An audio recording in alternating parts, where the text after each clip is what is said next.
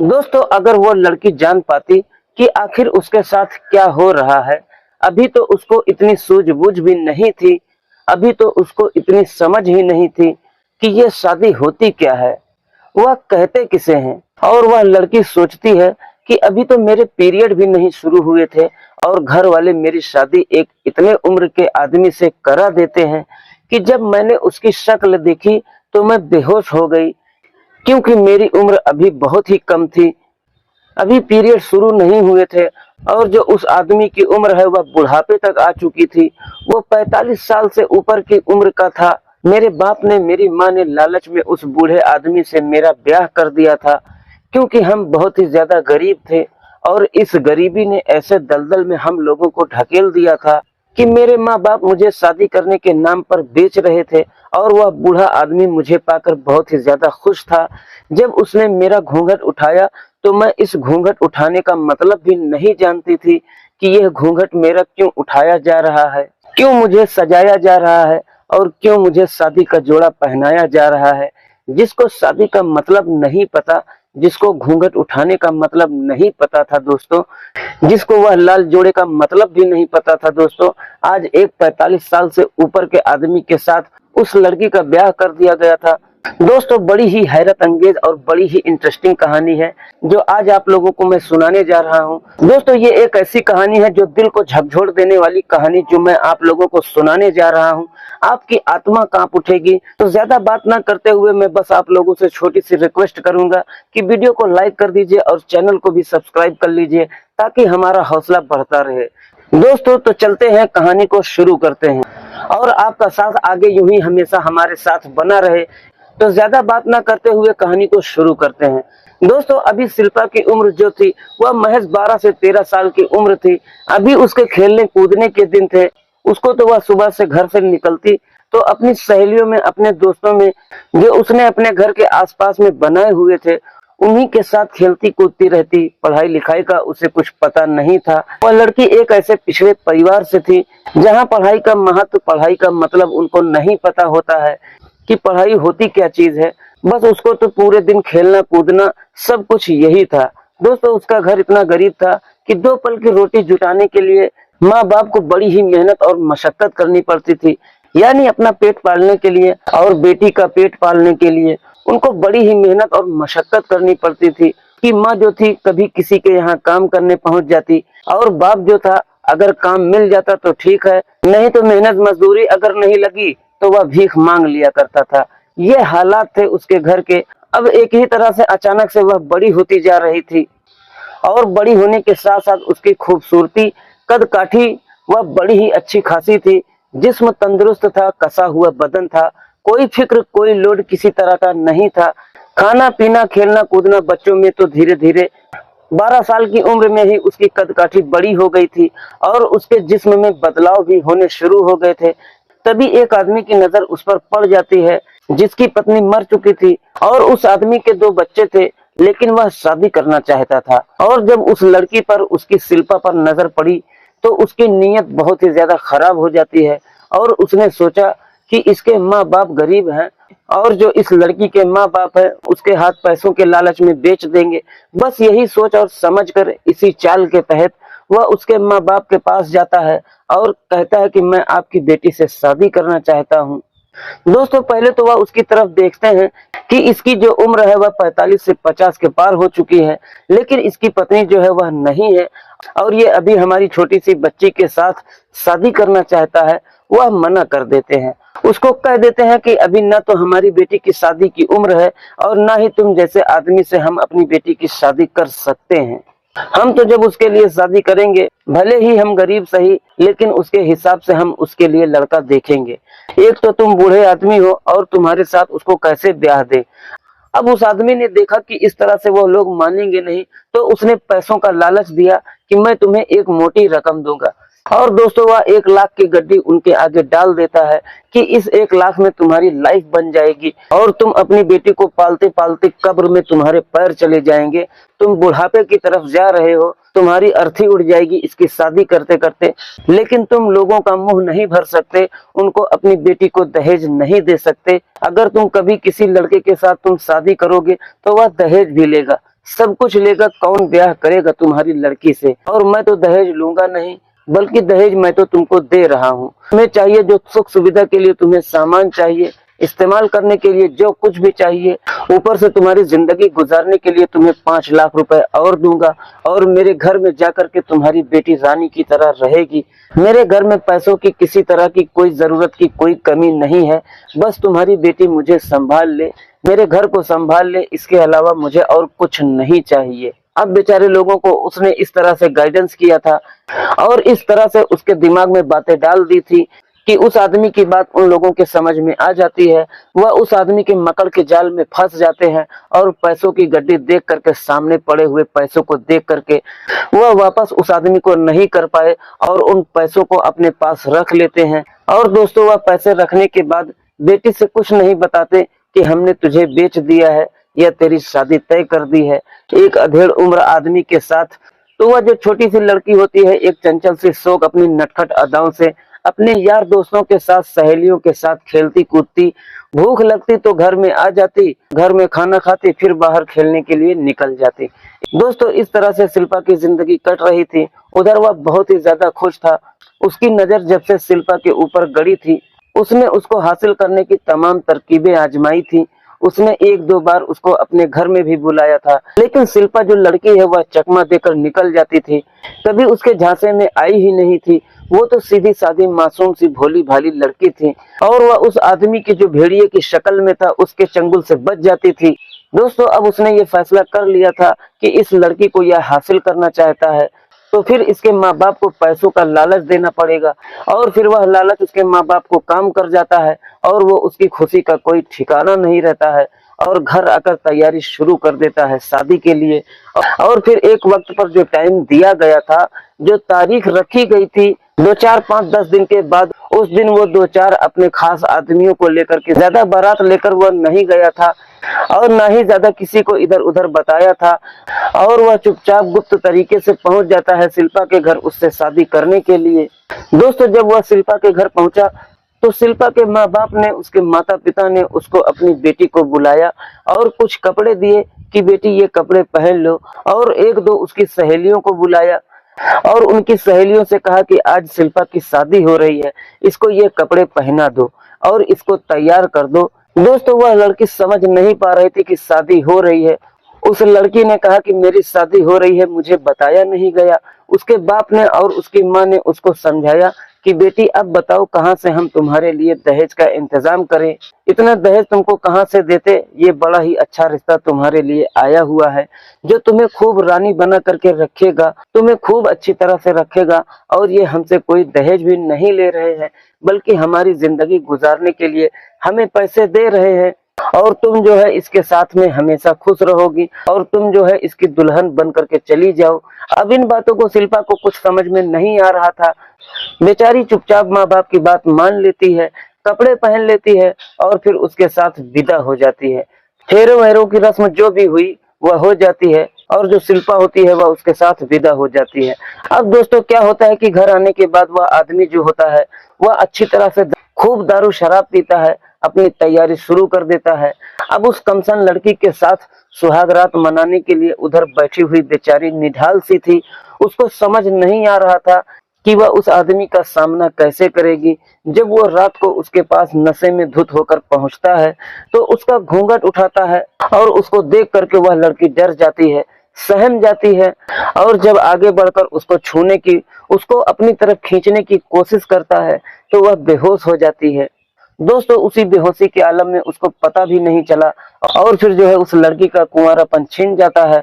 और जब उसका कुंवारापन छिना तो उसका कुछ पता ही नहीं चला और फिर वह आदमी सो जाता है। जब उसको होश आया और वह उठी तो उसका जिस्म पूरी तरह से चूर चूर था और वह सारी अपनी दशा, उसकी ऐसी दशा थी कि उससे उठा भी नहीं गया।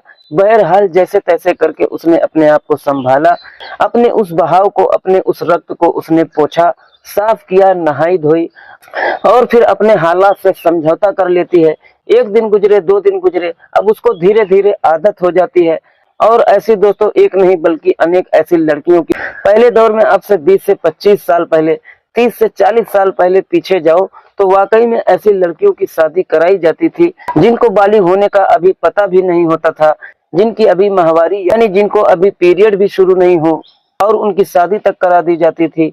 और फिर ऐसी बहुत सी औरतें हैं जो आपको बताएंगे कि कितनी कम उम्र में जब उनको शादी का मतलब नहीं पता था, उनकी शादी हो जाती है। अब दोस्तों यहाँ शिल्पा की जिंदगी शादीशुदा हो जाती है। कुंवारापन जो उसका कुंवारापन था, जो उसका बच्चापन था, अब उसके ऊपर घर की जिम्मेदारियां आ चुकी थी।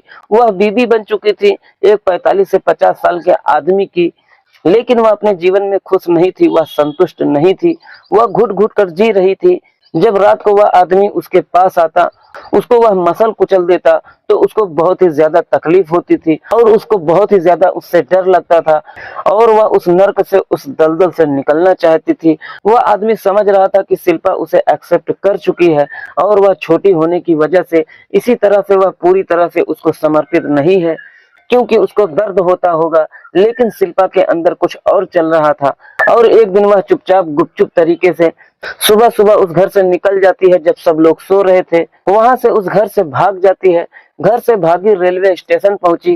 कुछ पैसे वहां पर रखे हुए थे जो उसके पास थे, फिर कुछ पैसे जो उसको पता था वह रखे और वह उठाती है उस पैसों को, सीधे पहुंच जाती है रेलवे स्टेशन।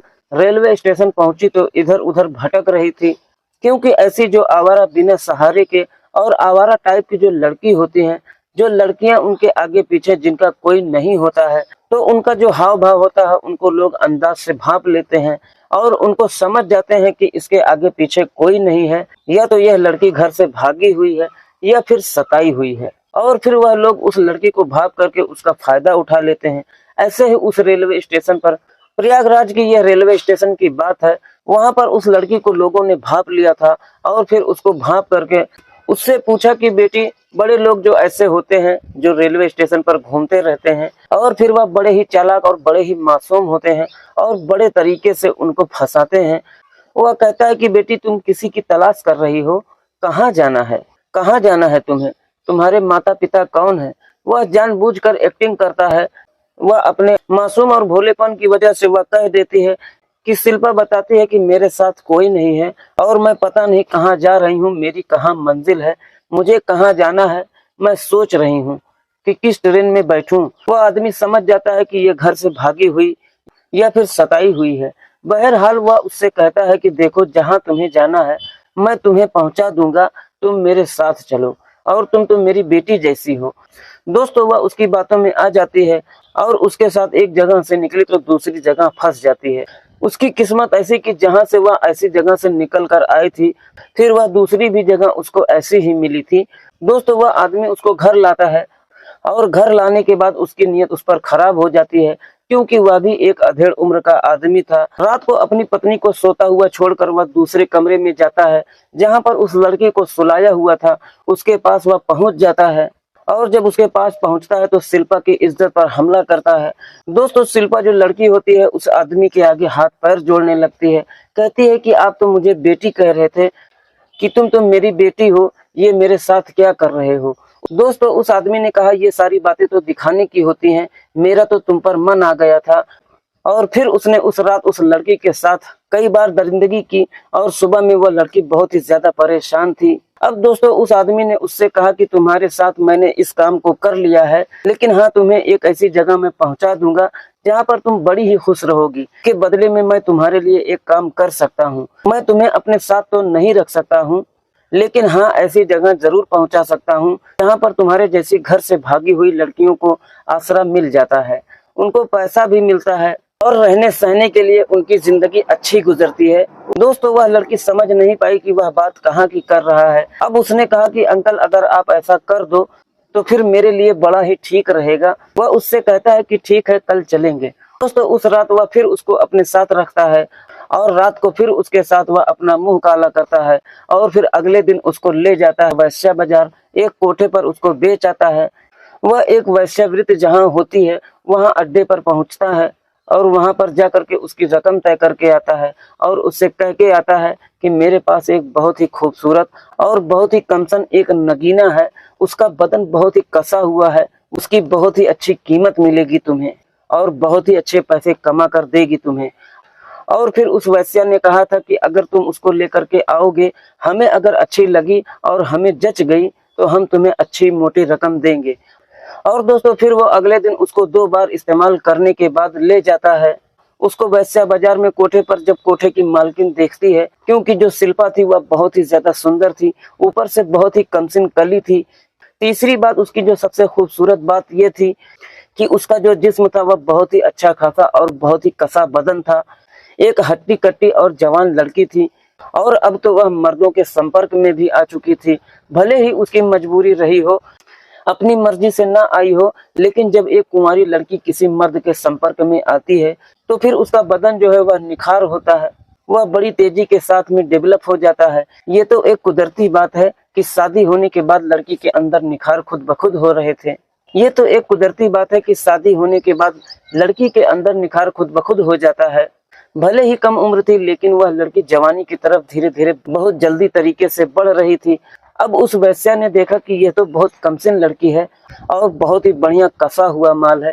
दोस्तों वह वैश्या उससे कहती है कि यह माल 5 लाख रुपए उसको देती है और उसको वह कह देती है कि तू चलता बन। और दोस्तों उसके बाद जब बहुत देर तक वह आदमी लौट कर नहीं आता है तो शिल्पा उससे पूछती है कि मैडम अंकल यहाँ मुझे लेकर के आए थे, वो तो कह रहे थे कि यहाँ मुझे रहना होगा और आप मुझे पैसे भी देंगी और मुझे खाना भी देंगी और मेरी शादी भी कराएंगी। अब वह जो वैश्या मैडम होती है वह कहती है कि हाँ बेटा, क्यों नहीं, तुम्हारी तो हर रात शादी होगी, हर नए नए मर्द से तुम्हारी यहाँ शादी होगी, हर नए मर्द के साथ तुम्हें सोना पड़ेगा। कहने लगी कि क्या मतलब? दोस्तों वह वैश्या कहने लगी यह कोई अनाथ आश्रम नहीं है, ये एक वैश्या बाजार है और यह कोठा है। यहाँ पर कोई आदमी बीवी से परेशान है तो कोई अपने घर वालों से परेशान है, कोई अय्यास आदमी अय्यासी करने के लिए आता है, कोई मालदार तो इस तरह के शौकीन यहाँ पर हर रोज आते रहते हैं। जो तुम्हारी कीमत है वो तो बहुत मोटी देंगे, बहुत अच्छी कीमत देंगे तुम्हारी, इसलिए तैयार हो जाओ और फिर काम पर लग जाओ। दोस्तों इस तरीके से वो वैश्या जो होती है शिल्पा से कहती है और शिल्पा बेचारी नसीब की मारी दुखियारी, एक जगह से बची दूसरी जगह फंसी, दूसरी जगह पे 2 दिनों तक लूटी, अब तीसरी जगह वो तो वैश्या बाजार में आ गई थी जहां से निकलना इतना मुश्किल नहीं होता है।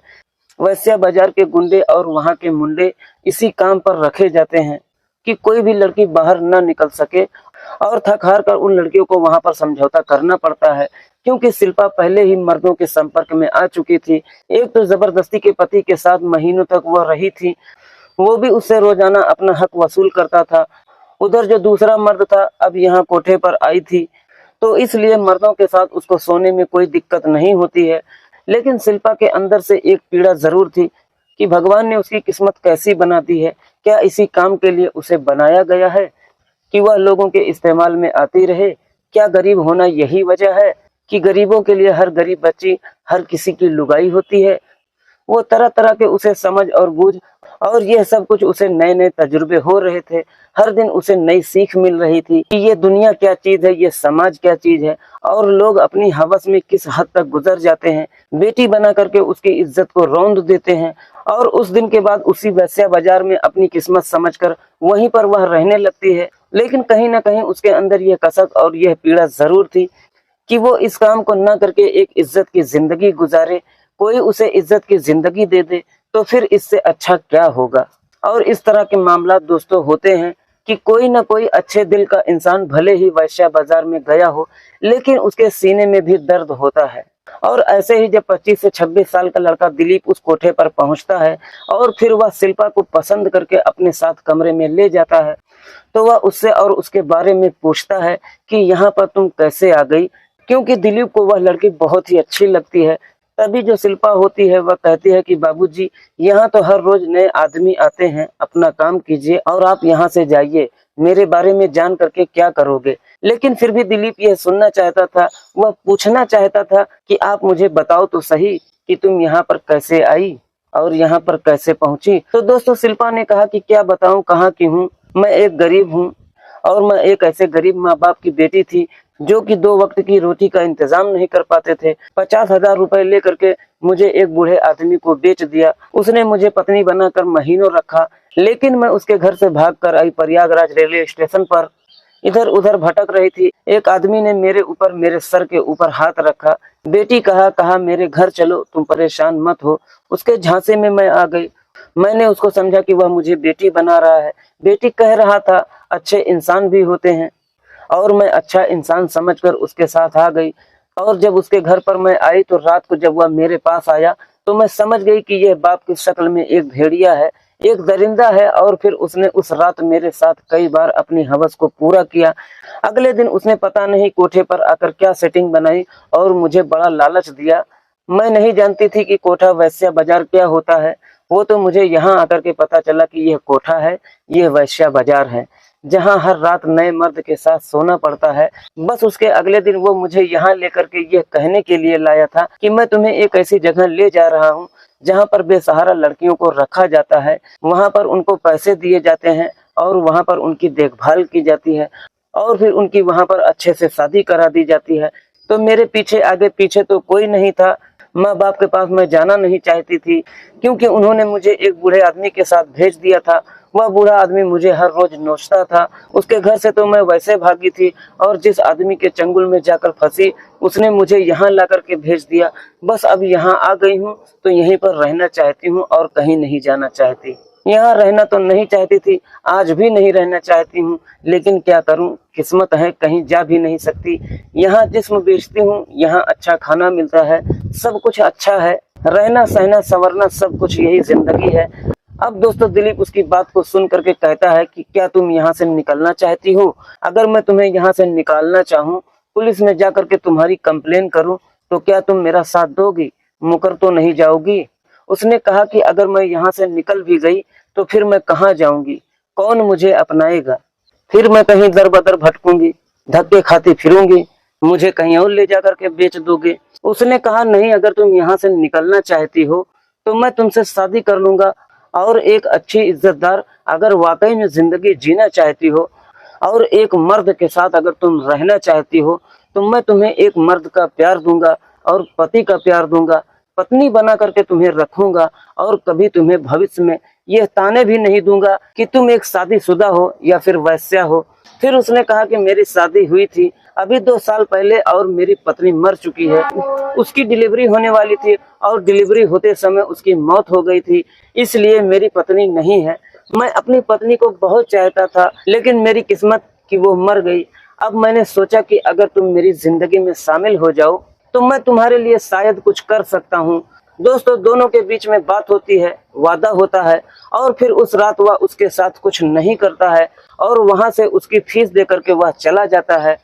प्रयागराज पुलिस स्टेशन पहुंचता है। वहां जाकर के वो शिल्पा की कंप्लेन करता है और कहता है कि साहब एक बड़ी दुखियारी लड़की बेचारी, वो रहना नहीं चाहती अपनी मर्जी से, और जबरदस्ती उसको वहां पर रखा हुआ है। उसको मारा पीटा जाता है और हर रोज उसको प्रताड़ित किया जाता है। उसको छुड़ा लीजिए। पुलिस वाले कहते हैं कि हमने उसको अगर छुड़ा भी लिया वेश्या बाजार से, फिर कहाँ रखोगे? वह कहता है कि साहब मेरी जिम्मेदारी है, आप अपनी मौजूदगी में मेरी उससे शादी करवा दीजिए, जिंदगी भर के लिए लिख करके ले लीजिए। मैं गारंटी दूंगा कि कभी अगर उसको मैंने दुख दिया तो आप मुझे पकड़ लेना। मैं इस बात का साइन करके सारे कागजात पर साइन करूंगा, मगर आप उसे किसी भी तरह से बचा लीजिए। दोस्तों पुलिस वालों को यकीन हो गया था, तो वो उसको साथ लेकर के उस कोठे पर पहुंचते हैं और फिर वह शिल्पा को पहचान करके कहता है यही वह लड़की है। वहां पर रेड पड़ती है और शिल्पा ही नहीं बल्कि और कई लड़कियों से पूछा जाता है कि जो भी अपनी मर्जी से यहाँ नहीं रहना चाहती हैं, जो यहाँ से आजाद होना चाहती हैं, जो यहाँ से निकलना चाहती हैं। और 2-3 लड़की भी वहां से निकलती है। शिल्पा और जो 2-3 लड़की निकली थी उनको अनाथ आश्रम में भेज दिया जाता है। शिल्पा की दिलीप से शादी करा देते हैं और दिलीप से शादी होने के बाद शिल्पा एक खुशहाल जिंदगी गुजार रही है। तो ऐसे लड़के भी होते हैं, ऐसे लोग भी होते हैं जिनके अंदर दिल होता है, जिनके अंदर मर्यादा होती है और इंसानियत भी होती है। दिलीप की तरह और ऐसे लोग भी होते हैं जो वो बीच के लोग होते हैं जहां से वह अपने बूढ़े पति के यहाँ से भाग करके आई थी, बेटी का और बेटी बना करके फिर उसने उसके साथ जो शैतान के रूप में उसको दिखाया था और फिर उसको वैश्या बाजार में बेच करके चला गया था। तो ऐसे लोग भी होते हैं। तो दोस्तों ये थी आज की कहानी। आप लोगों को कैसी लगी? अगर जरा सा भी अच्छी लगी हो तो कमेंट बॉक्स में अपनी राय जरूर दें। तो आज की कहानी बस यहीं तक, मिलते हैं किसी और वीडियो में किसी नई कहानी के साथ। जब तक के लिए आप अपने और अपने परिवार का ख्याल रखिए। जय हिंद, जय भारत।